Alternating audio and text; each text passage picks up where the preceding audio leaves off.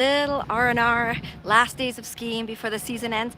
Wanted to give you 3 ways to hedge against inflation using real estate. The third is my favorite, so make sure you hang on and hear the third one. Now you might be saying, Paula, real estate is so expensive right now. How can you think that that's a good place to put our money with so much uncertainty? Well, the thing is that real estate in the long term always has done well in the past, even through inflationary periods, even through recessions. So if you're in real estate for the long term, then you should do just fine. If you're buying and you're going to hold on to that property for 7, 10, or 20 years, you're going to do great. But if you're thinking about flipping, this is probably not the right market. Now I'll tell you, the first asset class and the most important is going to be your primary residence. This will give you security. There's so much uncertainty with rents. And as well, you get a lot of benefits, like in Canada, for example, you don't have to pay a capital gains tax for your primary residence. That means that all those people whose properties have increased in value by 10, 20, or 40%, all of that value has been tax-free. Isn't that amazing?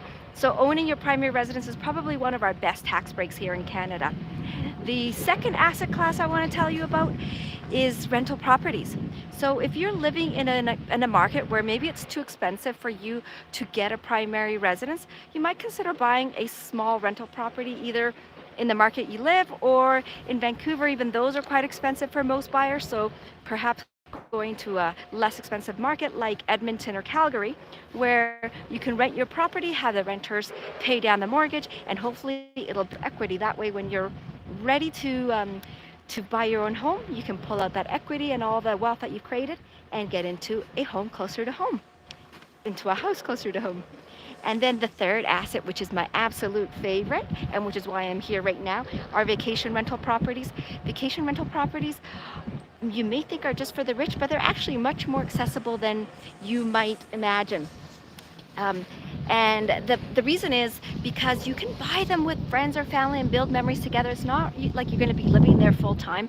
And as well, you can rent them out for premium during their high seasons so that you can have them paid down over time. A lot of people wait until their primary home is paid off before they buy a vacation property, but what they find is that they get priced out of the market.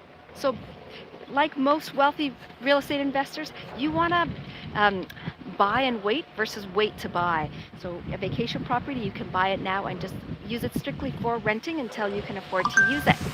And as well, if you are buying it with other partners, you'll get to share in the cost so that it's not as stressful when it comes to paying those bills.